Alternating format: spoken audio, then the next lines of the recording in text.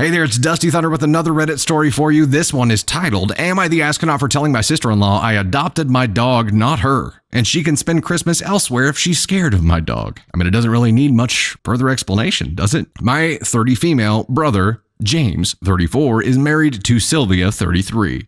Not sure if this is relevant, but Sylvia is saying it is, so I'm including it. She grew up and aged out of foster care. Me, my husband, James, Sylvia, and my parents were meant to go to my parents' house for the holidays, but unfortunately, they had issues with their plumbing, and their house is now unheated. So they're staying with me and my husband, and the celebrations are now at our home. This has upset Sylvia because we have a dog. Sylvia has trauma relating to large dogs, and as such is petrified of my dog. He is a very large rescue dog. We are working on retraining and socializing him, but so far he's been fine around most people.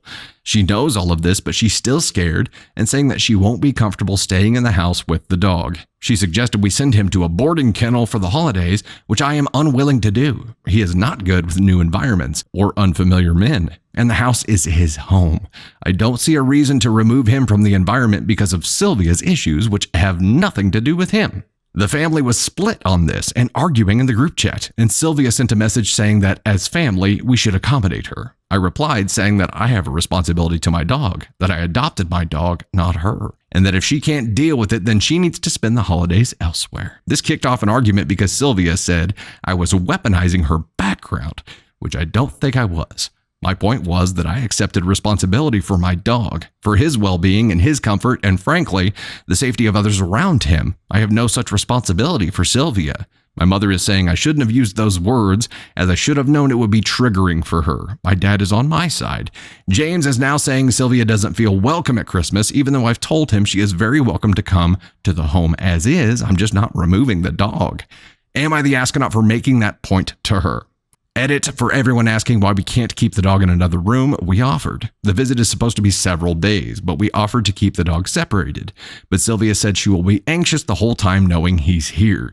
She said any barking or howling will trigger her and that she won't be able to sleep knowing he's in the house. Oh, family. Coming in for the holidays and staying with you because the plumbing somehow magically didn't work at the parents' house. It's funny how those magical home repairs seem to happen around the holidays, isn't it? Isn't it? Okay, so I have thoughts. Candy Thunder left some thoughts here as well. Here's Candy Thunder's thoughts. Pets are family. You can't just remove them from their home. If you have issues with the house you are staying at for free, then it is on you to go to a hotel or make other arrangements, not on OP to remove her dog from her home. She did not weaponize sister-in-law's past by saying she was not removing her dog from her home. She offered alternatives, but sister-in-law declined. Go to a hotel. I would further this and say that if anyone weaponized their past, it was sister-in-law. Was it not? No background was ever referenced, not even in the slightest way. Was it referenced at all? This was a very simple black and white situation. I have a responsibility to my dog, just as I would have a responsibility to my own child. If you asked me to remove my child from my home for the holidays, I would say, not just go to a hotel, but go to hell. Go to the hell hotel. If you have a problem, it's a you problem. You can't put that problem on everyone else to solve, to accommodate you if it requires moving a member of the family out.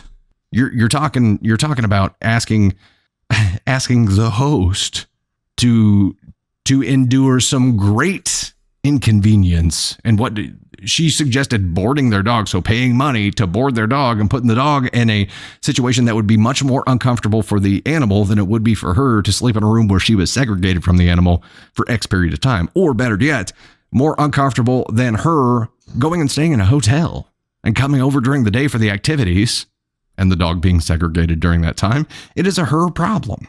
And if she wants to spend the holidays being around this family, she's either going to have to accept it or accept the conditions and choose to not be a part of it. NTA.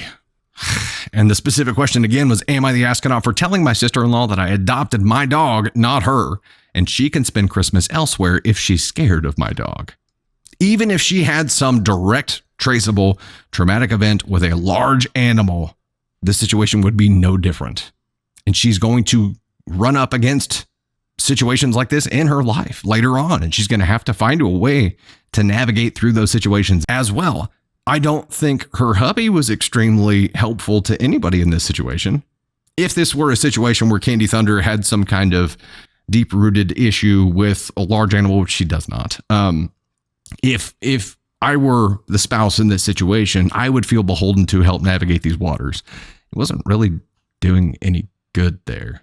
You guys are staying there for free. Get a freaking hotel if you're not comfortable with it. It is that simple.